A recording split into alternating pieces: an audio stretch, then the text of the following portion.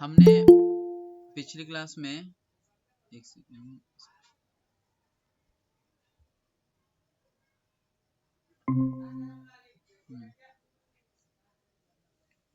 देखो, पिछली क्लास में हमने पढ़ा था कि जो हमारे पास सीरीज थे, कौन कौन से सीरीज थे। पहली सीरीज जो थी हमारे पास वो कौन सी थी, लीमन सीरीज। पहला सीरीज कौन सा था हमारे पास, Lyman series. Lyman series, Lyman series किसके लिए था, लीमन सीरीज था यहाँ पर अल्ट्रावायलेट रेस के लिए, यूवी रेस के लिए। और इसका फॉर्मूला क्या था, जो एम्पिरिकल फॉर्मूला था, याद है, याद है किसी को, प्रीति, मानसी, आर्यन, बताओ क्या था Lehman formula.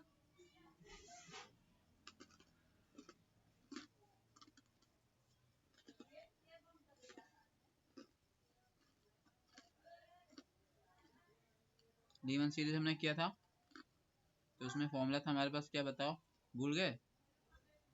1/λ is equal to r into में 1/1 का स्क्वायर माइनस 1/n का स्क्वायर। ये किसके लिए था, लीमन सीरीज के लिए था, ठीक है। जिसमें n की वैल्यू बताओ क्या होगी, कहां से स्टार्ट करेंगे n की वैल्यू, 2 से 2 से, 2 3 4 5, क्यों, जो भी यहाँ नंबर रहेगा उसे एक अधिक से स्टार्ट करते हैं, तो 2 3 4 5 ऐसे लेते हैं। लीमन सीरीज के बाद दूसरा कौन सा था हमारे पास, दूसरा था हमारे पास बाल्मर सीरीज। बाल्मर सीरीज किसके लिए था, कौन सी रेस के लिए था हमारे पास, विजिबल लाइट के लिए। यस, विजिबल लाइट के लिए। बाल्मर सीरीज का फॉर्मूला क्या आएगा, तो यहाँ बस 2 लग जाएगा, तो यहाँ पे क्या था formula, 1/λ is equal to r into 1/में 2 का स्क्वायर माइनस में 1/में n का स्क्वायर। यहाँ पे n की वैल्यू बताओ क्या होगी, कहाँ से स्टार्ट करेंगे,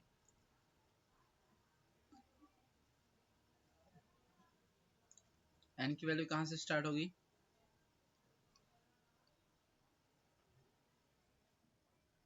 3 से 3 से, 3 4 5 एक अधिक।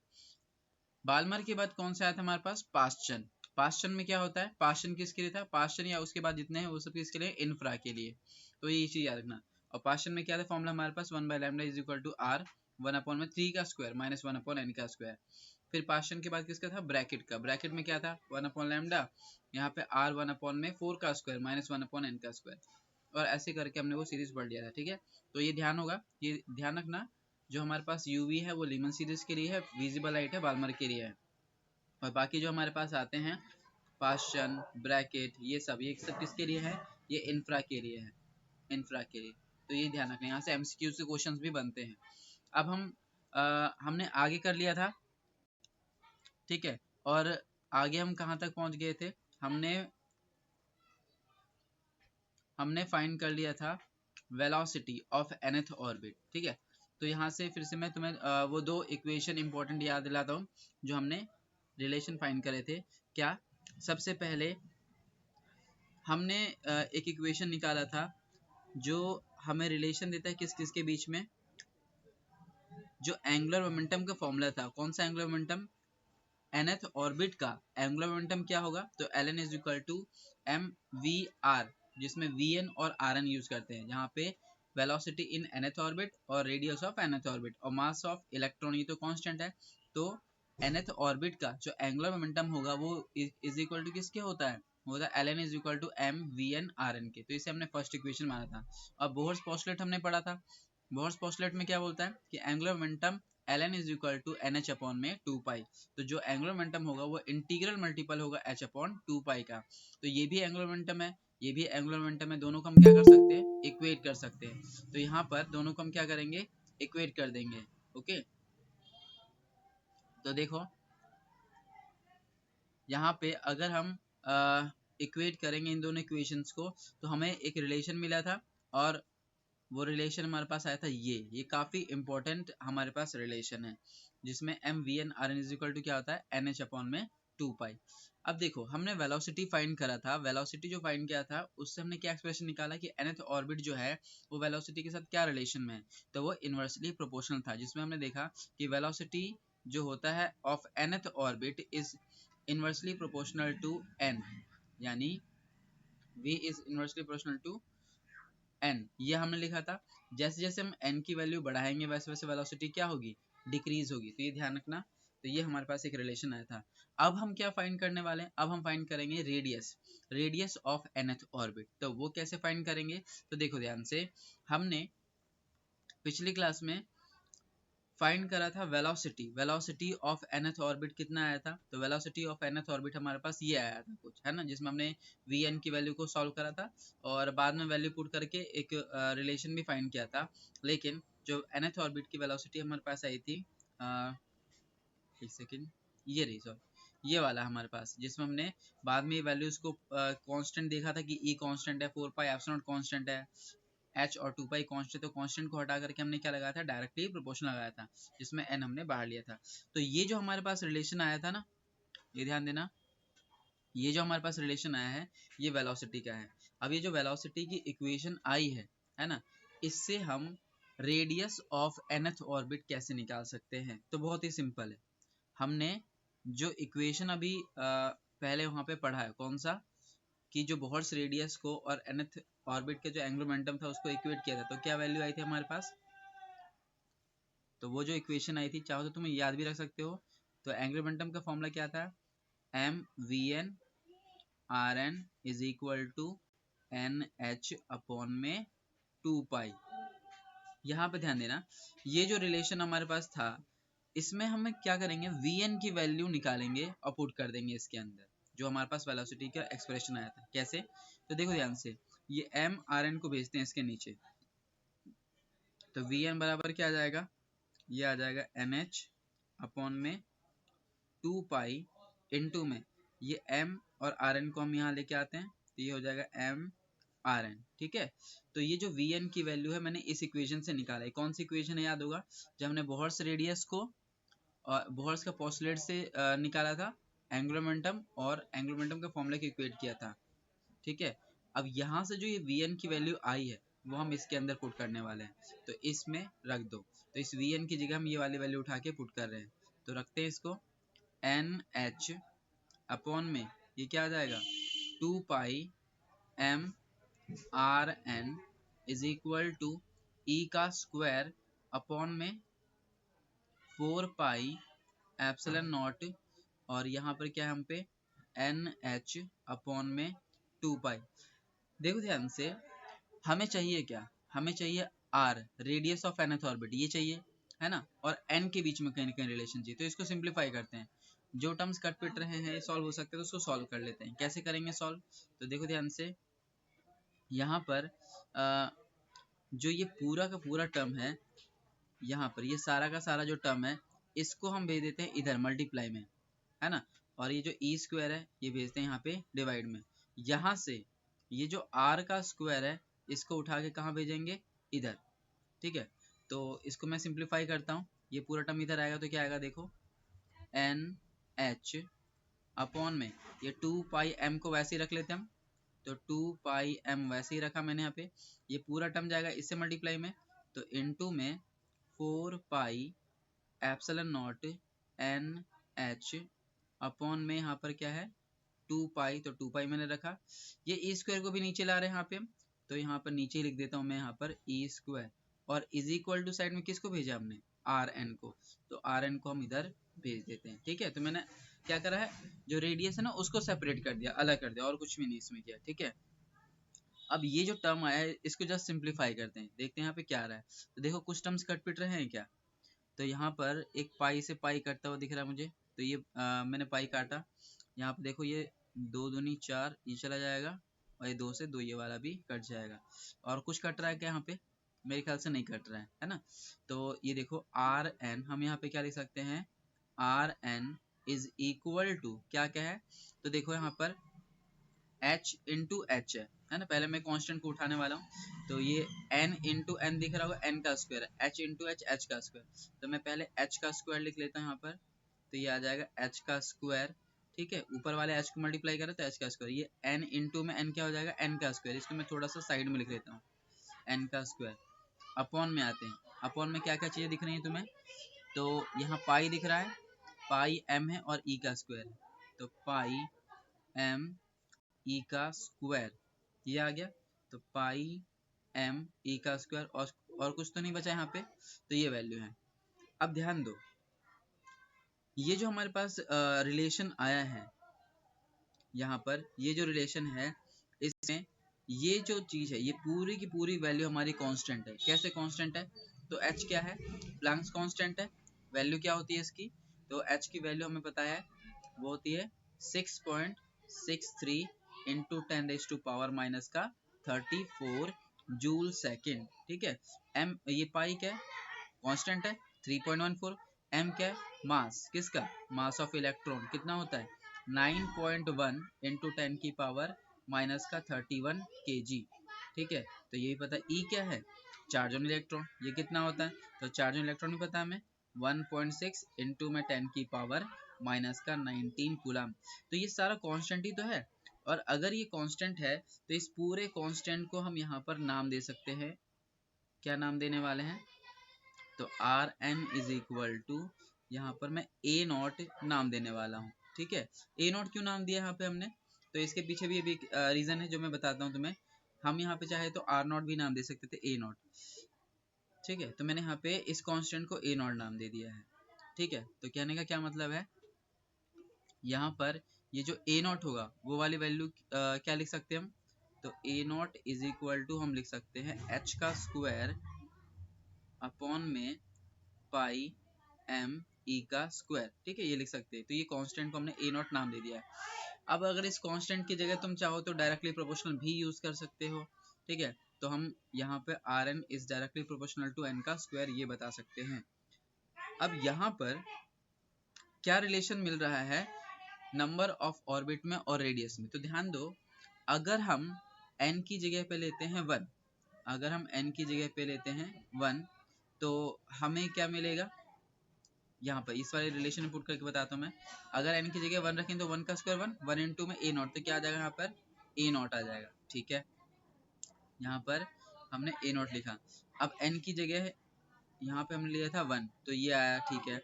n की जगह 2 ले लो, अब 2 लेंगे तो यहाँ बताओ क्या आएगा, तो 2 का स्क्वायर कितना हो जाएगा 4, तो यहाँ पे आ जाएगा 4a नॉट, तो R2 इज इक्वल टू आ जाएगा 4a नॉट, ठीक है।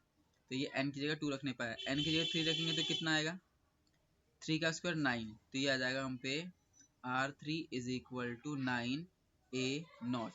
अब एक चीज नोटिस करो यहाँ पर कि पहले वाले ऑर्बिट का जो रेडियस है वो है a नॉट, दूसरे वाले ऑर्बिट का रेडियस है 4a नॉट। यहाँ पे 2a नॉट 3a नॉट नहीं आया है ना, यानी कि इसके बीच में काफी गैप दिख रहा है। फिर इनके बीच में आ जाओ, 4a नॉट है, उसके बाद सीधे 9a नॉट आया है ना, यानी फिर से गैप है। तो ये बेसिकली क्या बताता है कि एक ऑर्बिट, फिर दूसरा जो ऑर्बिट होगा उसके बीच में भी काफी गैप है, फिर तीसरा ऑर्बिट उसके बीच में काफी गैप है।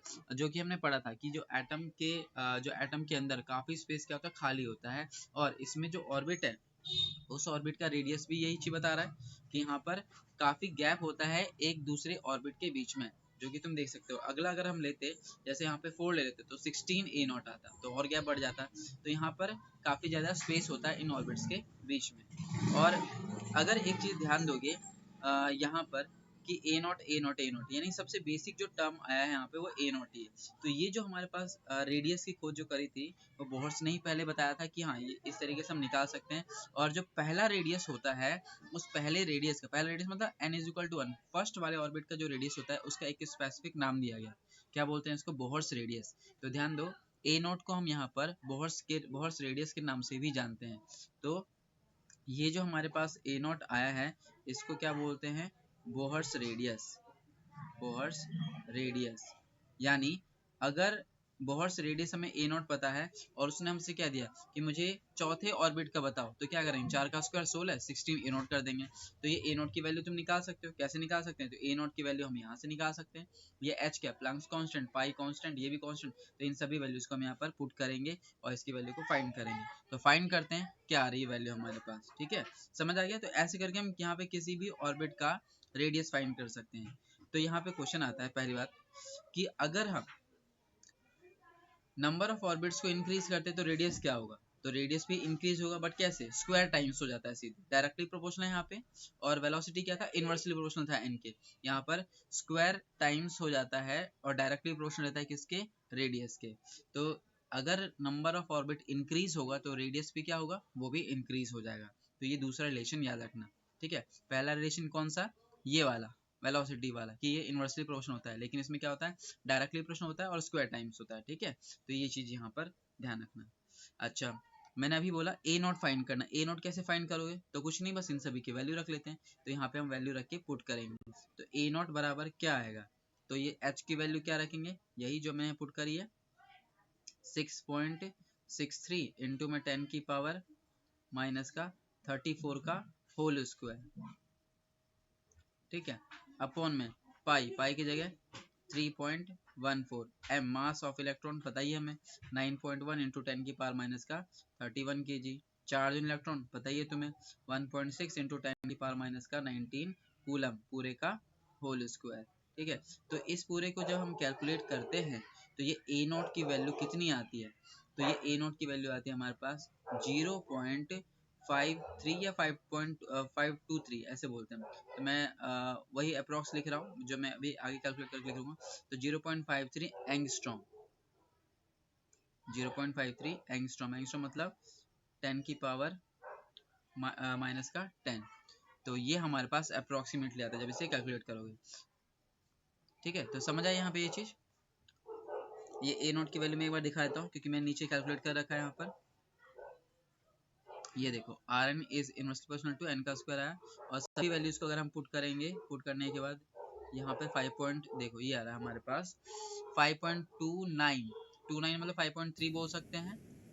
तो यहाँ पर 5.3 इंटू 10 की पावर माइनस 11 है, एक 10 को हम डिवाइड में ले जाएंगे तो ये आएगा हम पे 0.53 इंटू 10 की पावर माइनस का 10, जो कि बनता है 0.53 एंगस्ट्रॉम ही। तो तुम्हें ये वाली वैल्यू याद रखो क्योंकि इसे याद रखना ज़्यादा आसान है ना। तो 0.53 एंगस्ट्रॉम ये याद रखो, ये क्या है, ये पहला ऑर्बिट का रेडियस है, मतलब ए नॉट की वैल्यू है कितनी 0.53 एंगस्ट्रॉम। तो बोहर्स रेडियस की वैल्यू क्या होती है, वो होती है 0.53 एंगस्ट्रॉम। अगर वो सीधे मीटर में पूछता है तो ऐसे बदल सकते हो तुम, ठीक है। तो ये तुम्हें ध्यान में रखना है कि फर्स्ट ऑर्बिट का जो रेडियस होता है वो इतना होता है, दूसरे का क्या होगा, तो दूसरे में 2 का स्क्वायर 4 टाइम्स कर दो, तीसरे क्या होगा 3 का स्क्वायर 9 टाइम्स कर दो, चौथे क्या हो 16 टाइम्स कर दो। तो अगर हमें ए नॉट पता है तो हम किसी भी ऑर्बिट का रेडियस बता सकते हैं, ठीक है। तो ये चीज ध्यान रखना। तो कोई डाउट तो नहीं इसके अंदर जो हमने इसमें किया है, किसी को भी। भैया इसको डिराइव करना इम्पोर्टेंट है या इसकी वैल्यू बस याद कर सकते हैं? देखो हालांकि ना डेरिवेशन में क्या करते हैं वो ना पूरा डेरिवेशन तो एक साथ नहीं देगा, लेकिन पेपर में क्या करेंगे वो डायरेक्टली बीच में से उठा लेते हैं। वो कहेंगे कि derive the expression for the nth orbit, है ना, रेडियस ऑफ nth ऑर्बिट। तो तुम्हें कहाँ से स्टार्ट करना है, जो मैंने स्टार्ट, इसमें 3 क्वेश्चन बन जाते हैं। पहला वेलोसिटी के लिए डेरिवेशन पूछ सकता है वो, तो वेलोसिटी की डेरिवेशन के लिए तुम्हें जो अभी बताया था मैंने स्टार्ट यहाँ तक करना होगा, ठीक है, यहाँ तक। और अगर रेडियस का पूछ लिया उसने, रेडियस का अगर पूछता है तो तुम्हें यहाँ से स्टार्ट करना होगा जो मैंने अभी बताया कि ये तुम्हें डायरेक्ट याद रखना पड़ेगा। फिर v velocity of nth orbit ये हो गया और ये इक्वेशन यूज करके इसमें निकाल लिया। तो एक साथ कभी भी ये तीनों क्वेश्चन तो नहीं पूछता, बट इसी में ही वो पार्ट करके पूछ लेगा, जैसे रेडियस ही पूछ लेगा कभी या वेलोसिटी पूछेगा, तो इसीलिए तुम्हें डेरिवेशन पूरी ही आ जाए तो ज़्यादा अच्छा रहेगा। ओके, तो ये इम्पोर्टेंट है। ठीक है। और मतलब न्यूमेरिकल अगर आया तो डायरेक्ट फिर तो फॉर्मूले पर ही आ जाता है ना, तो इसीलिए फॉर्मूले भी याद रखना जरूरी है। एक ही यही लंबी सी डेरिवेशन ही है इस चैप्टर के अंदर और कोई डेरिवेशन है भी नहीं, ठीक है। तो बस इसी को थोड़ा सा कर लोगे और अगर एक बार कर लोगे ना तो आ जाएगा, अच्छे से सेट हो जाएगा माइंड में तुम्हारे, भूलोगे भी नहीं, कुछ नहीं करना, बस वही इक्वेशन को यूज करना है बार बार और कुछ नहीं इसमें, ठीक है।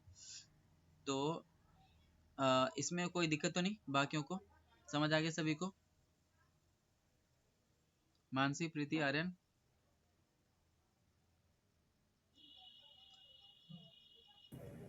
हाँ सर। आ गया? ठीक है, तो हम अब आगे बढ़ते हैं एनर्जी। ठीक है, पहले हमने वेलोसिटी पढ़ लिया, अब रेडियस भी पढ़ लिया, अब आता है एनर्जी। ठीक है, तो एनर्जी वाला वो देखते हैं।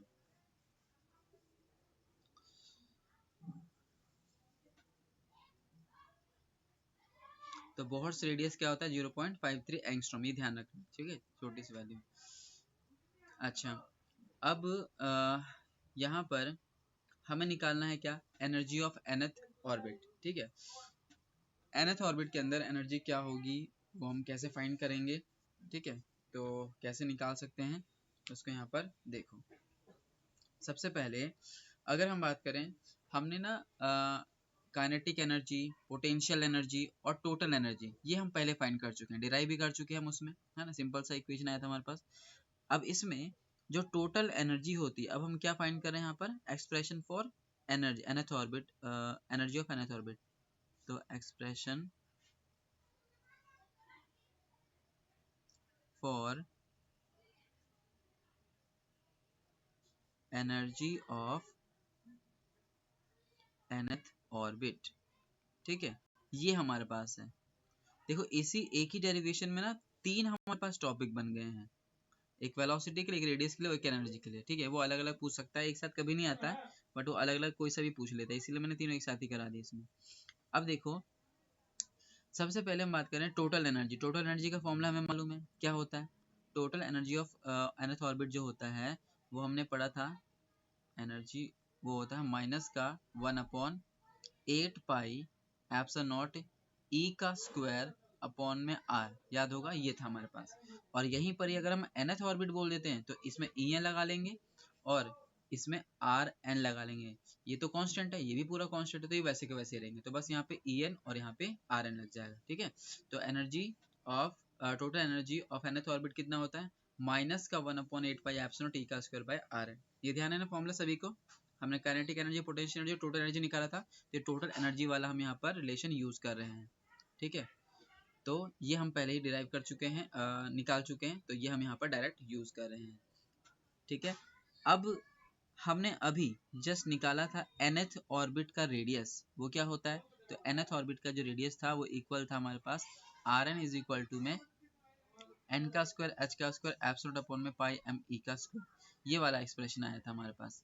अब ये जो हमारे पास आर एन है, कुछ नहीं करना, पहले हमने वी एन की वैल्यू पुट करी थी, अब हम आर एन की वैल्यू पुट करने वाले हैं। तो ये जो हमारे पास आर एन की वैल्यू है, ठीक है, ये आर एन की वैल्यू को हम यहाँ पर जस्ट पुट कर देंगे और कुछ भी नहीं। तो इस आर एन की जगह इस वाले वैल्यू को पुट कर दो, तो देखो जरा क्या वैल्यू आती है हमारे पास, ये रहा E n is equal to minus का 1/8 पाई एप्सिलॉन नॉट, ये e square as it is, तो as it is r n की जगह क्या करेंगे, ये सारी वैल्यू उठा करके पुट कर देंगे, तो यहाँ आ जाएगा एन का स्क्वायर एच का स्क्वायर एप्सिलॉन नॉट और पाई एम ई का स्क्वायर, ये बना। अब देखो यहाँ पर क्या क्या चीजें कांस्टेंट है उसको साइड में करते हैं पहले हम। ठीक है, तो देखो यहाँ पर ई स्क्वायर और ये ई स्क्वायर मल्टीप्लाई होंगे तो कितना बन जाएगा? e की पावर 4। यहाँ पर ये पाई से पाई को काटा हमने, और कुछ कट रहा है क्या यहाँ पर? और नहीं कट रहा कुछ भी, है ना? तो ये m रह जाएगा और ई स्क्वायर क्या हो जाएगा? e की पावर 4, तो ये बनेगा माइनस में m e की पावर 4 अपॉन में क्या बचेगा? 8 एज इट इज रहेगा।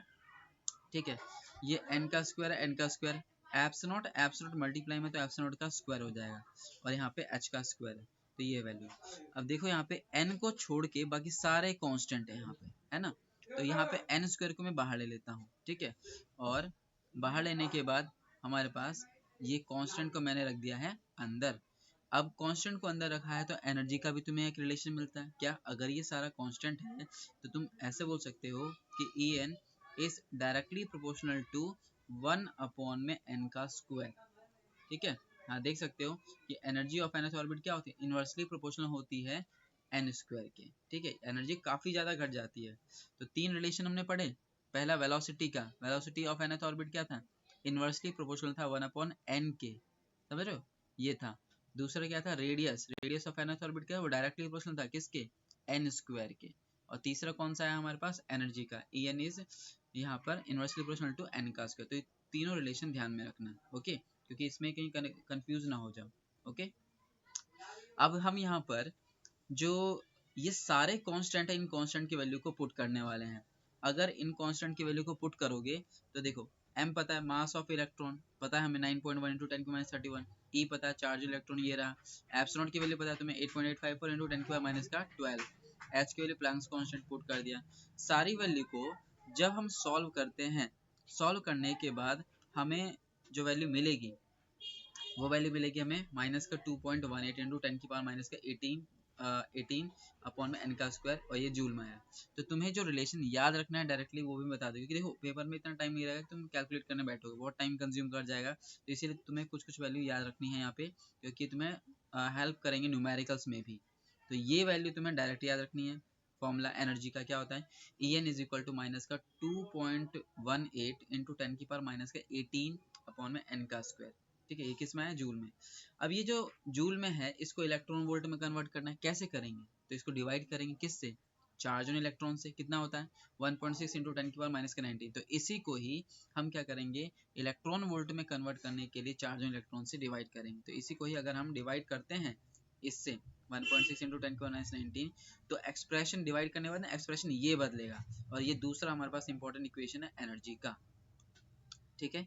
ये वाला हमारे पास एनर्जी का इक्वेशन है जो कि सबसे ज़्यादा काफ़ी ज़्यादा यूज़ किया जाता है। तो तुम्हें जूल वाला भी याद रखना है, ये भी याद रखना है। क्यों याद रखना है, क्योंकि कई बार वो जूल में एनर्जी पूछ लेते हैं, कई बार इलेक्ट्रॉन, मैक्सिमम टाइम तो इलेक्ट्रॉन वोल्ट में पूछते हैं, लेकिन वो जूल में भी पूछते हैं। तो तुम्हें वो दोनों रिलेशन याद रखने हैं जो मैंने अभी बताया है। कौन सा जूल वाला था, ये वाला, माइनस का 2.18 इंटू 10 की पावर माइनस का 18 अपॉन में n का स्क्वायर। माइनस क्या साइन शो करता है बताओ, माइनस साइन मैंने तुम्हें बताया था वहाँ पे भी, माइनस साइन शो करता है कि force between the nucleus and the electrons is attractive, attractive nature में है, ठीक है। अगर प्लस होता तो हाँ रिपल्सिव नेचर में होते, जैसे अगर मान लो प्रोटॉन प्रोटॉन होते तो रिपल्सिव होते तो प्लस में होता है, लेकिन जब भी अट्रैक्टिव होता है फोर्स ऑफ अट्रैक्शन तो नेगेटिव लगता है। तो यहाँ पर एनर्जी जो जूल में रहेगा वो रहेगा माइनस का 2.18 इंटू 10 की पावर माइनस का 18, ठीक है, अपॉन n का स्क्वायर। और वही इलेक्ट्रॉन वोल्ट में क्या हो जाता है, माइनस का 13.6 अपॉन में n का स्क्वायर, माइनस 13.6 अपॉन में n का स्क्वायर इलेक्ट्रॉन वोल्ट। तो ये हमारे पास एनर्जी का इलेक्ट्रॉन वोल्ट में आंसर है, ठीक है, जो कि काफ़ी ज़्यादा यूज होता है। कि nth ऑर्बिट अगर दे दिया, मान लो उसने कहा कि मुझे पहले वाले ऑर्बिट का बताओ एनर्जी क्या होता है, n की जगह 1 रख लेंगे तो 1 का स्क्वायर 1, तो इसका मतलब पहले वाले जो ऑर्बिट की एनर्जी होगी वो होगी माइनस का 13.6 इलेक्ट्रॉन वोल्ट। दूसरे का क्या होगा, तो 2 का स्क्वायर 4, तो 13.6 को 4 से डिवाइड कर दो, आंसर आ गया। तीसरे का क्या होगा, 3 का स्क्वायर 9, 13.6 को 9 से डिवाइड कर दो, आंसर आ गया। तो ऐसे करके हम किसी भी ऑर्बिट की एनर्जी निकाल सकते हैं। तो यहाँ से तुम्हारे एमसीक्यू से क्वेश्चन भी बन जाते हैं यहाँ से, ठीक है। तो ये हमारे पास एनर्जी का इंपॉर्टेंट इक्वेशन आया है, ठीक है। अब यहीं पर ही हम क्या कहते हैं, ये जो पहला वाला ऑर्बिट है उसके लिए एनर्जी हमने फाइंड किया, n की जगह 1 रखा तो कितना आ जाएगा, वही 1 का स्क्वायर 1, तो 13.6 इलेक्ट्रॉन वोल्ट। तो पहले वाले ऑर्बिट की एनर्जी कितनी होती है, काफ़ी ज़्यादा होती है, माइनस का 13.6 इलेक्ट्रॉन वोल्ट। दूसरे की कितनी होती है, तो वही 2 का स्क्वायर 4, तो 4 से डिवाइड करेंगे तो ये आएगा माइनस का 3.4 इलेक्ट्रॉन वोल्ट। तीसरे का कितना हो जाएगा, माइनस का 1.5 इलेक्ट्रॉन वोल्ट। अब इस चीज़ को ना जरा गौर से देखना है, ये सीक्वेंस कैसे आ रहा है। जैसे हम 4 पुट करेंगे तो 4 पुट करेंगे कितना आ गया, माइनस का 0.85, 5 पुट किया तो ये और कम हो गया 0.54, है ना। इन्फानाइट अगर रख देंगे तो 1 अपॉन इन्फानाइट कितना होता है, 0। तो इन्फानाइट वाले ऑर्बिट का जो एनर्जी होता है वो होता है 0, समझ रहे हो। तो यहाँ पे अगर ध्यान दोगे तो यहीं पर ही बहुत तेजी से ये क्या हुआ, घटा है, 13.6 से डायरेक्ट 3 पे आ गया, 3 से डायरेक्ट 1 पे आ गया, 1 के बाद देखो 0 पॉइंट में आ रहे हैं, तो ये 0 के काफ़ी अप्रॉक्स आ जाता है, ठीक है। तो ये जो हमारे पास एनर्जी जो दिख रहे हैं, इनके बेसिस पर हम अब एक सिंपल सा डायग्राम बनाते हैं, ठीक है। और वो डायग्राम को अभी हम समझेंगे। तो फिलहाल के लिए यहाँ तक देखो, कोई डाउट तो नहीं किसी को, क्योंकि इसके ऊपर पहले मैं न्यूमेरिकल करा दूँ फिर मैं आगे बढ़ाता हूँ। तो यहाँ तक समझ आया जो हमारे पास थे इक्वेशंस, और तुम्हें ये याद भी रखना है। कौन सा, एनर्जी का इक्वेशन इलेक्ट्रॉन वोल्ट में होगा, माइनस का 13.6 अपॉन में n का स्क्वायर इलेक्ट्रॉन वोल्ट, ठीक है। और जो हमारे पास रेडियस आया था वो भी फॉर्मूले तुम्हें ध्यान रखना है,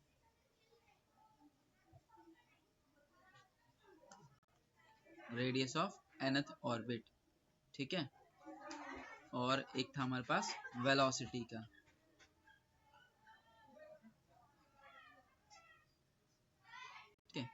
वेलोसिटी ऑफ nth ऑर्बिट, ये वाला। तो यहाँ पर ये तीन फॉर्मूले हमने यहाँ पर पढ़े। अच्छा, एक और चीज,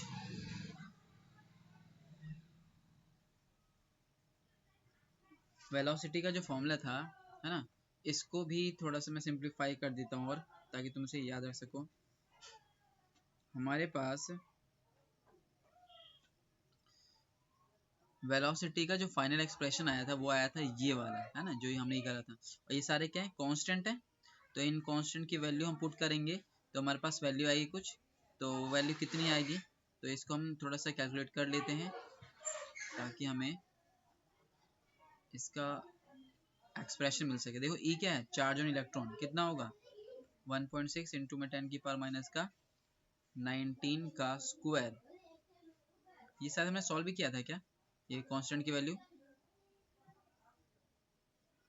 यहाँ पे 4 पाई एप्सिलॉन की वैल्यू कितनी होती है 8.854 इंटू 10 की पावर माइनस का 12।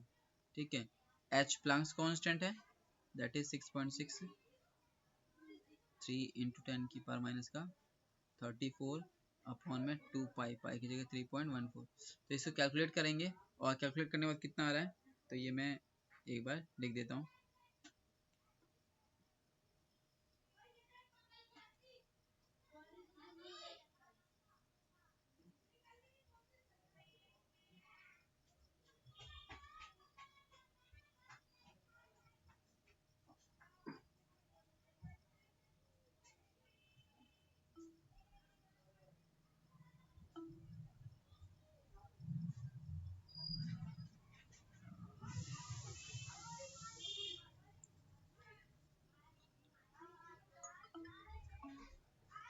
तो ये ना पूरी कांस्टेंट वाली भी कैलकुलेट करने पर हमारे पास आ रहा है Vn is equal to 2.18 into 10 की पावर 6, क्या है ये 10 की पावर 6 अपॉन में n मीटर पर सेकंड।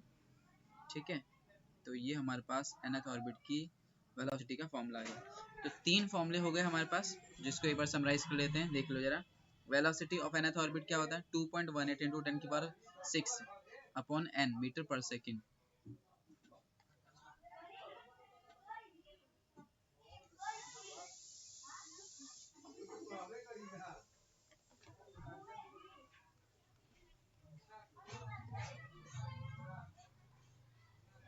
यहाँ पे लिख लेते हैं, देखो एनर्जी का फॉर्मूला मिल गया हमें, En is equal to minus का 13.6 अपॉन में n का स्क्वायर इलेक्ट्रॉन वोल्ट।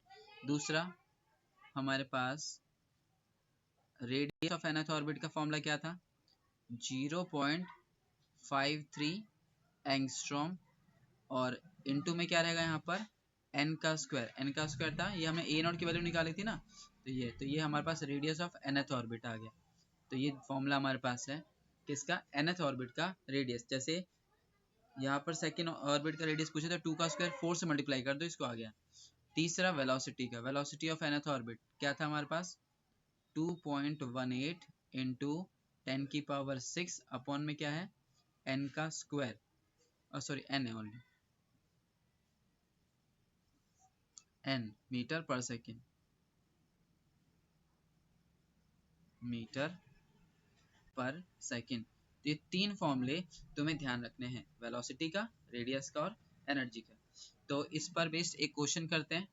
ठीक है, इसमें क्वेश्चन लिखा है क्या हमने,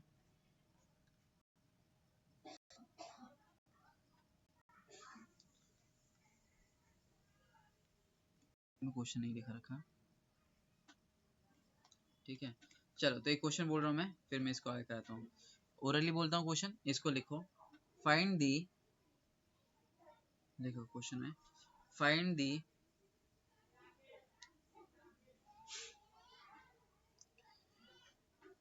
velocity, velocity comma radius comma energy, energy of third orbit, third orbit of an atom, of an atom ठीक है, तो तुम्हें यहाँ पे क्या करना है, ये तीनों चीजें निकालनी है। किसके लिए? थर्ड ऑर्बिट के लिए। मतलब n की जगह हम क्या लेने वाले हैं? 3। तो फटाफट से कैलकुलेट करो, बताओ क्या आ रहा है। सिंपल है, इजी है, डायरेक्ट फॉर्मूले पर बेस्ड है। ऐसे क्वेश्चन एमसीक्यूज वगैरह में किस कोई पूछ लेता है, कभी वेलोसिटी कभी रेडियस, में तीनों ही पूछ लिए। क्या निकालना है भैया? इसमें निकालना है तीनों ही, वेलोसिटी, रेडियस और एनर्जी। एनर्जी, ठीक है।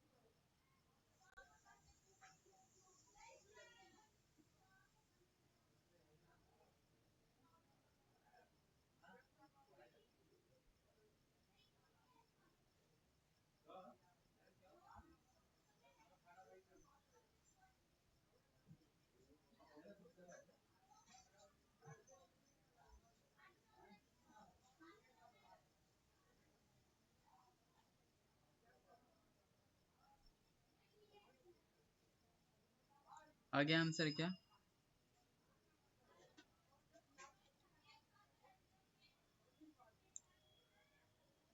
हम सर जी एनर्जी आई है माइनस का 1.51 इलेक्ट्रॉन वोल्ट ठीक है। और रेडियस है वो 4.77 एंगस्ट्रॉम 4.77। और वेलोसिटी आई है, हाँ, हम्म। और वेलोसिटी आई है 24.2 इंटू 10⁶। हम्म।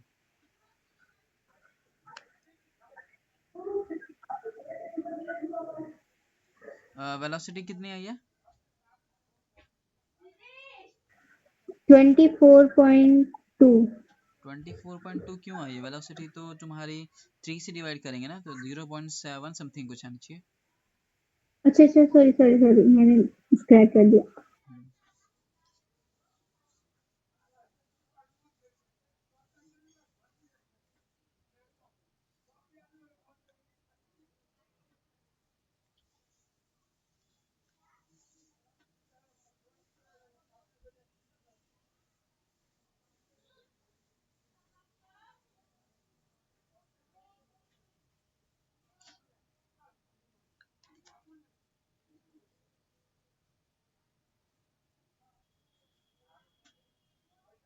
भैया वेलोसिटी जो है वो माइनस की 0.726 इंटू 10⁶ आ रहा है।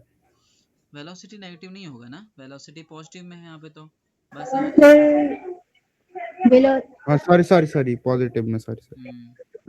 वेलोसिटी 72.66 आ रही है क्या आ रही है वेलोसिटी? into 10 की पावर 6 72.66 into 10 की पावर 6 72 नहीं 0.72 आना चाहिए। 0.72 आएगा वो। हाँ क्या कहते हैं 10 की पावर 6 वो एज इट इज रहेगा। पॉइंट आगे करते हैं हाँ, क्योंकि 2.18 को डिवाइड करेंगे ना 3 से, तो 0.72 इंटू 10 की पावर 6 ये आना चाहिए। तो ये वेलोसिटी होगी, है ना, कितना 0.72 इंटू 10 की पावर 6 मीटर पर सेकेंड वेलोसिटी आ गया ये।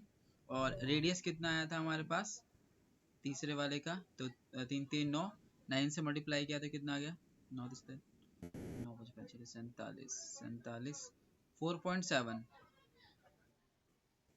है ना, 4.7 एंगस्ट्रॉम यही आया था। और एनर्जी एनर्जी हमारे पास आएगा माइनस का 1.5 इलेक्ट्रॉन वोल्ट। ठीक है, तो ये हमारे तीनों आंसर आ गए। ठीक है, तो ऐसे किसी भी ऑर्बिट का वो पूछ सकता है। लेकिन अब यहाँ पर आ गया बाकी सभी का आंसर। आर्यन, मानसी, हाँ सर आ गया।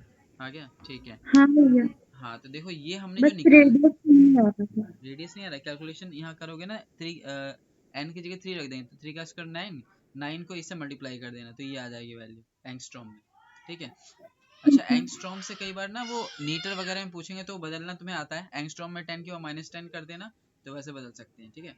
अच्छा, अब ये जो मैंने फॉर्मूले बताए थे ये हमने ऊपर करा था हाइड्रोजन एटम के लिए। देखो स्टार्टिंग में डेफिनेशन जो हमने लिखी थी वो लिखा था फॉर हाइड्रोजन एटम। अब हाइड्रोजन एटम सिंपलेस्ट एटम है जिसके अंदर एक प्रोटॉन होता है और एक इलेक्ट्रॉन होता है। तो एक प्रोटॉन और इलेक्ट्रॉन यानी जिसका एटॉमिक नंबर 1 है यानी हाइड्रोजन, हम उसके एनर्जी, उसके रेडियस और उसके वेलोसिटी की हमने बात करी। अब किसी भी एटम में उसकी एनर्जी, उसका रेडियस, उसका वेलोसिटी कैसे निकालेंगे, तो उसके लिए एक हमारे पास इन सभी फॉर्मूले में जेड वाला टर्म आ जाता है। जेड क्या है यहाँ पे? Atomic number. जैसे मैंने हीलियम का पूछ लिया, है ना, मैंने ऑक्सीजन का पूछ लिया, तो हाँ बस जो एटॉमिक नंबर है जेड वो और इसमें आ जाता है। तो वो जो डेरिवेशन करते हैं उसी के अंदर ही आता है, बट हमें वहाँ पे जेड पुट करके रखना नहीं है, तो इसलिए मैं डायरेक्ट जेड फॉर्मूला बताने वाला हूँ। कैसे याद रखोगे कि कैसे आएगा यहाँ पर, तो देखो ध्यान से, यहाँ पर 13.6 अपॉन में एन का स्क्वायर, यहाँ पर जेड स्क्वायर आएगा। देखो एक बस छोटा सा तरीका बताता हूँ जिससे तुम्हें याद रखना कि जेड ऊपर आएगा कि नीचे आएगा। यहाँ पर -13.6 अपॉन में एन का स्क्वायर इनटू में जेड स्क्वायर ऊपर है, आर एन में क्या है 0.53, एन स्क्वायर अपॉन में जेड है, अपॉन में सिंगल जेड है, जेड स्क्वायर नहीं सिंगल जेड है। ओके, यहाँ पे अगर आओगे तो 2.18 इंटू 10 की पावर 6 अपॉन में n, और यहाँ पे क्या z है। तो जिधर भी n रहेगा ना उसके अपोजिट साइड, मतलब n नीचे है तो z ऊपर रहेगा, यहाँ n ऊपर है तो z नीचे आ जाएगा। तो इसे याद रख सकते हो तुम। ठीक है, कंफ्यूजन कई बार हो जाता है, या तुम डायरेक्ट अगर याद रख सकते हो तो ज़्यादा अच्छा है, लेकिन अगर ऐसे याद नहीं रहता तो ये चीज़ याद रखना कि जो हमारा z आता है एटॉमिक नंबर, जनरल फॉर्म बता रहा हूँ, ये क्या है हमारे, ये वाला तो था हाइड्रोजन के लिए, जो 3 फॉर्मूले किया ना हमने, ये था किसके लिए? हाइड्रोजन के लिए। हाइड्रोजन में एक प्रोटॉन और एक इलेक्ट्रॉन था, इसी वजह से। अब ये जनरल फॉर्म क्या है हमारे पास? जनरल फॉर्म हमारे पास ये आते हैं, ये 3 है जिसमें z भी आता है। तो z हमें कहाँ रखना है? तो 13 माइनस का 13.6 अपॉन एन का स्क्वायर पता है, तो n नीचे है तो z कहाँ जाएगा? ऊपर, तो ये z का स्क्वायर आएगा। तो z का स्क्वायर एक ही में है, बाकी सभी में z ही रखने हैं हमें। ठीक है, ये याद रखने का तरीका बता रहा हूँ। इसमें देखो आर एन का फॉर्मूला क्या था 0.53 एन का स्क्वायर। अब एन ऊपर है तो जेड कहाँ आएगा? नीचे आएगा, तो जेड यहाँ रहेगा। वेलोसिटी में क्या होगा 2.18 इंटू 10 की पावर 6, एन नीचे है तो जेड कहाँ आएगा? ऊपर आएगा, तो सिंगल जेड। तो जेड का स्क्वायर एक ही एनर्जी में आता है, बाकी सब में जेड जेड ही आता है। और जिधर एन है उसके अपोजिट साइड रहेगा हमारा, जिधर एन है उसके अपोजिट साइड में जेड रख लेते हैं। तो ये फॉर्मूला ऐसे याद रख लोगे तो भूलोगे नहीं। ठीक है, तो ये जनरल फॉर्म से किसी भी एटम का वो पूछ सकता है। जैसे मैं पूछूंगा तुमसे ऑक्सीजन का थर्ड ऑर्बिट का मुझे एनर्जी, रेडियस और वेलोसिटी बताओ, तो समझ गए कि ऑक्सीजन का कितना होता है एटॉमिक नंबर, तो ऑक्सीजन का होता है यहाँ पर 8, तो Z की जगह क्या रखना है? हमें 8 रखना है। और मैंने क्या बोला है तीसरे ऑर्बिट का, तो N की जगह क्या रखोगे? 3। तो बस जो अभी तुमने निकाली है वैल्यूज उसी में समझ जाओ कि Z क्या कहाँ कहाँ पे हमें रख के और उसको हम फाइंड कर सकते हैं। तो ये 3 हमारे पास जनरल फॉर्म आते हैं जो यहाँ पर ये लिखा है मैंने। ठीक है, तो ये भी तुम्हें याद रखना है क्योंकि पेपर में वो किसी के लिए पूछ लेता है। ठीक है, तो ये समझ आया, इसमें कोई डाउट तो नहीं, इसे याद रखा जा सकता है। ये तीनों हमारे पास है, वेलोसिटी, रेडियस और एनर्जी। तो कोई डाउट तो नहीं किसी को भी?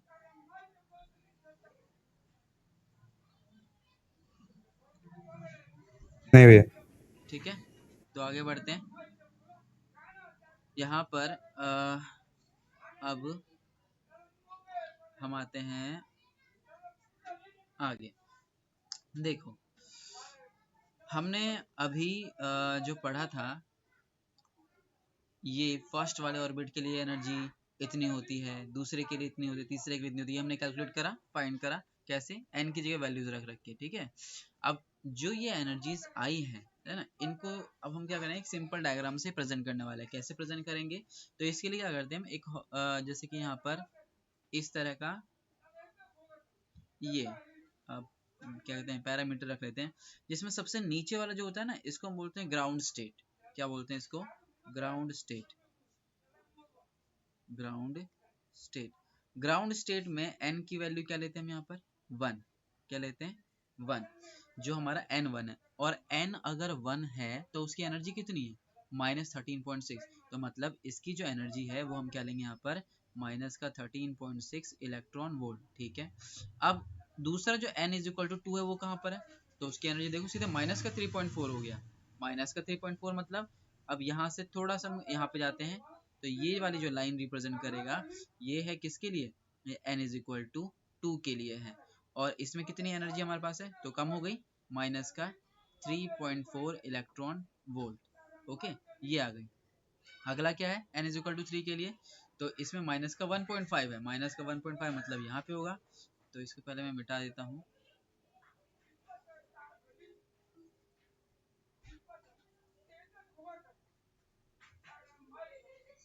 यहाँ पर इसको रब कर देते हैं, यहाँ से चला गया, ये भी गया, ठीक है। हाँ, तो ये हमारा n इज इक्वल टू 2 के लिए माइनस का 3.4 इलेक्ट्रॉन वोल्ट।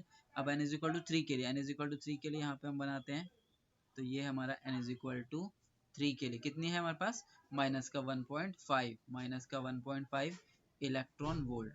अब n इज इक्वल टू 4 के लिए क्या, n इज इक्वल टू और कम हो जाएगा, तो ये भी देखो गैप कम हो गया है, क्यों, तो इनके बीच का डिफरेंस देखो जरा छोटा होता जा रहा है ना, 3.4 1.5 के बीच में इतना गैप लिया मैंने। अगला क्या, अगला हमारे पास माइनस का 0.1, माइनस का 0.85 इलेक्ट्रॉन वोल्ट, जीरो काफी क्लोज पहुंच गए। अगला देखो फिर से 0.54, तो ये भी काफी क्लोज रहेगा, और इसकी एनर्जी कितनी है हमारे पास, माइनस का 0.54 इलेक्ट्रॉन वोल्ट। अगला फिर से जीरो, तो ये काफी काफी यहाँ पे नैरो होते जाते हैं, ये बहुत पास पास हो जाते हैं, और ऐसे करते डैश डैश हम मान लेते हैं कि इन्फिनाइट वाला ये रहा, तो ये हमारे पास n is equal to infinite वाला है, जहां पर एनर्जी क्या रहेगी, जीरो। तो ये ऐसे बनता है हमारे पास डायग्राम। अब यहाँ पर पहला वाला जो रहता है इसको हम बोलते हैं ग्राउंड स्टेट, और इसे छोड़ के बाकी जितने भी हमारे पास हैं ऊपर, इनको क्या बोलते हैं, इनको हम बोलते हैं एक्साइटेड स्टेट। क्या बोलते हैं, एक्साइटेड स्टेट। इसको व्हाइट कलर में ले लेता हूं मैं, हाँ, इसको हम बोलते हैं एक्साइटेड स्टेट, समझ रहे हो। अब मैं तुमसे पूछूंगा पहला एक्साइटेड स्टेट में n की वैल्यू क्या है, तो वो क्या होगी, तो ये तो ग्राउंड स्टेट था, पहला एक्साइटेड स्टेट में n की वैल्यू क्या लेंगे, ये लेंगे, n इज इक्वल टू 2, तो पहला एक्साइटेड स्टेट कौन सा हुआ, n इज इक्वल टू 2, तो ये हमारा फर्स्ट एक्साइटेड स्टेट है। एक्साइटेड स्टेट क्यों बोल रहे हैं ये बताता हूँ, क्योंकि मान लो यहाँ से इलेक्ट्रॉन जंप करके यहाँ पे आ सकता है, या यहाँ से यहाँ जा सकता है ना, या यहाँ से यहाँ जा सकता है, तो सबसे नीचे वाला जो है ग्राउंड स्टेट कहलाता है ना, और इसके ऊपर जितने भी हमारे पास है वो सारे सारे क्या कहलाते हैं, एक्साइटेड। तो पहला एक्साइटेड स्टेट कौन सा, ये वाला। दूसरा एक्साइटेड स्टेट कौन सा, ये वाला, n इज इक्वल टू 3 वाला। तीसरा एक्साइटेड स्टेट कौन सा, n इज इक्वल टू 4 वाला। तो ध्यान देना यहाँ पर, जब मैं बोलूंगा फर्स्ट एक्साइटेड स्टेट, तो n की वैल्यू क्या लेनी है यहाँ पे 2, ठीक है। फर्स्ट एक्साइटेड स्टेट का मतलब n इज इक्वल टू 1 मत ले लेना, n इज इक्वल टू 1 किसके लिए, ग्राउंड स्टेट के लिए। ये लैंग्वेज क्यों बता रहा हूँ, क्योंकि न्यूमेरिकल में ये तुम्हें दिक्कत देगा, है ना, कई बार घूम जाते हैं बच्चे इसी में।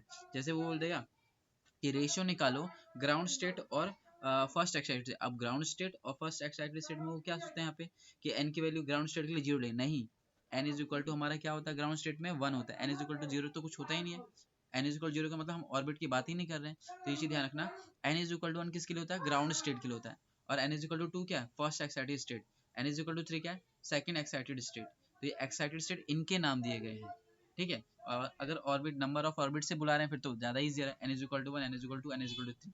तो ये कई बार लैंग्वेज में कंफ्यूजन होती है, तो ये चीज ध्यान रखना। एक्साइटेड स्टेट कौन से, तो ग्राउंड स्टेट छोड़ के बाकी जितने भी ऊपर के हैं वो सारे क्या कहलाते हैं यहाँ पे, एक्साइटेड स्टेट कहलाते हैं, ठीक है। तो यहाँ पर ये डायग्राम हमने यहाँ पर बना रखा है, देखो। तो ये हमारे पास क्या नीचे वाला, ये हमारे पास है ग्राउंड स्टेट जिसमें n इज इक्वल टू 1। दूसरा देखोगे यहाँ पे ये वाला हमारे पास है excited state, first excited state, तो n इज इक्वल टू यहाँ पे 2। ये सेकंड एक्साइटेड स्टेट जिसमें n इज इक्वल टू 3, और ये थर्ड एक्साइटेड, ऐसे करके आगे हम अगले एक्साइटेड स्टेट की बात करते हैं, ठीक है। तो ये हमने ऐसे बना दिए हैं इनके ये स्टेट। अब यहाँ पर जो हमने सीरीज पढ़े थे ना, उन सीरीज को इसके ऊपर रिप्रेजेंट करना है। कैसे रिप्रेजेंट करेंगे, तो फिर से अब वो फॉर्मूला याद दिलाता हूँ मैं, ठीक है। क्या, तो लीमन सीरीज क्या था, तो याद होगा लीमन सीरीज में जो हम निकाल रहे थे लैम्डा, है ना, उसका फॉर्मूला क्या था हमारे पास, 1 अपॉन में लैम्डा इज इक्वल टू क्या था, रेडबर्ग कांस्टेंट r, और 1 अपॉन में 1 का स्क्वायर माइनस में 1 अपॉन में n का स्क्वायर। तो देखो ध्यान से यहाँ पर जो n की वैल्यू हम ले रहे थे वो क्या ले रहे थे, बताओ जरा। n की वैल्यू यहाँ पे क्या उठाएंगे, याद है n की वैल्यू क्या ले रहे थे,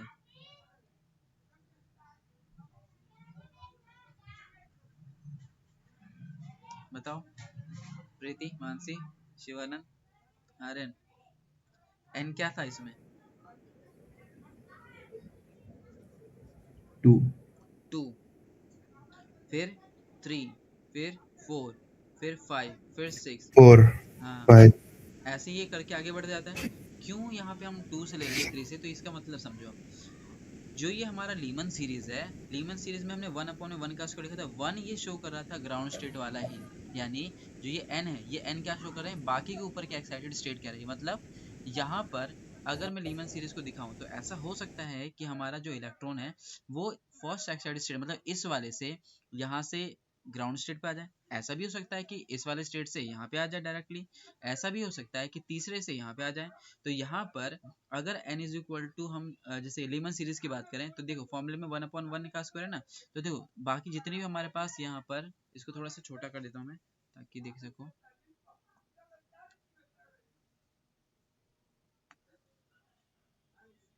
हाँ, ये दिख रहा है ना अभी भी सभी को। भैया हाँ, तो देखो, तो ये जो हम लीमन सीरीज बनाएंगे वो कैसे बनाएंगे, तो यहाँ पर ये n इज इक्वल टू जो 2 था ना हमारे पास, ये n इज इक्वल टू वाली लाइन, यहाँ से लाइन लेंगे, यहाँ पर n इज इक्वल टू 1 पे डालेंगे, फिर यहाँ सेकंड लाइन खींच के यहाँ पे भी आ सकता है। ऐसा भी हो सकता है कि इस वाले ऑर्बिट से, है ना, यहाँ पे आ जाए, यहाँ से अगले वाले से यहाँ पे आ जाए। तो ऐसे करके हम यहाँ पे लाइन बना देंगे। तो पहला जो ये हमने बनाया, तो देखो बाकी सभी ऑर्बिट से हमने देखा कि वहां से लाइन यहाँ, इस लाइन खींचने का मतलब क्या है कि जो यहाँ पर इस स्टेट में बैठा है इलेक्ट्रॉन, वो उठ करके ग्राउंड में भी आ सकता है, और आ सकता है तो उसको एनर्जी यहाँ पर इतनी ज्यादा लेनी पड़ेगी उसको, ठीक है, यहाँ से यहाँ तक आने के लिए। ऐसा भी हो सकता है कि वो सेकंड एक्साइड यहाँ से n इज इक्वल टू 3 वाले से उठ के यहाँ पे भी आ जाए।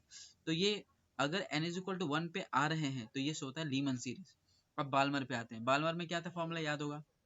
बाल्मर का फॉर्मूला था हमारे पास 1 अपॉन में 2 का स्क्वायर, और यहाँ पे n की वैल्यू बताओ क्या ले रहे थे हम बाल्मर के लिए, इससे एक अधिक। तो यहाँ पे ये स्टार्ट हो रहा था किससे, 3, 4, 5। तो इसका क्या मतलब है कि ये वाला हमारे पास जो लाइन है अब इस पर गिरने वाले हैं ये सब। कैसे, तो यहाँ पर, यहाँ से लेंगे, यहाँ पे डाला हमने, यहाँ से डाला हमने इस तरह से, फिर यहाँ से यहाँ तक, फिर यहाँ से यहाँ तक, यानी जितने भी हमारे पास अगले स्टेट आएंगे उन सभी से कहाँ गिरेंगे, इस पे।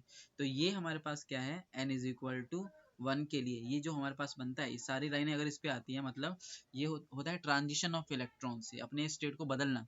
ये इस स्टेट से इस स्टेट में आ रही है, यानी n इज इक्वल टू 2 से किस में आ रहा है, n इज इक्वल टू 1 में आ रहा है, तो उसको इतनी एनर्जी लेनी पड़ेगी, ठीक है, या यहाँ से यहाँ तक जाए तो उसको देनी पड़ेगी, इस टाइप का। सेम यहाँ से यहाँ तक आ रहा है, ऐसे भी हो सकता है। बट बाल्मर में क्या होगा, ये n इज इक्वल टू 2 में आएगा। अब 2 में का कैसा आ सकता है, वो 3 से आ सकता है, या 4 से आ सकता है, या 5 से आ सकता है। तो ये बना हमारा बाल्मर। पास्चन में क्या था, पास्चन हमारा क्या स्टार्ट हो रहा था, 3 से, 1 अपॉन में 3 का स्क्वायर। अब ये कहाँ से स्टार्ट होगा, 4 से, यानी 3 पर कहाँ से गिरेंगे लाइनें, तो बाकी यहाँ से यहाँ तक खींचा हमने, यहाँ से यहाँ तक खींचा, फिर यहाँ से यहाँ तक खींचा, तो ये हमारा पास्चन। ब्रैकेट क्या होगा, तो वो 4 जो है यहाँ पर 1 अपॉन में 4 का स्क्वायर माइनस 1 अपॉन में यहाँ 5 से स्टार्ट होगा। तो ये 4 पर कहाँ से लाइनें गिरेंगे, इस तरह। तो ये जो हमने बनाया है ना, ये लीमन सीरीज है, ये बाल्मर सीरीज है, ये पास्चन सीरीज है, ब्रैकेट, और ये पी फंड सीरीज है। तो ये हमने बनाया है उन जो सीरीज थे उनको एनर्जी डायग्राम पर, ठीक है। तो इसमें कोई डाउट तो नहीं किसी को भी,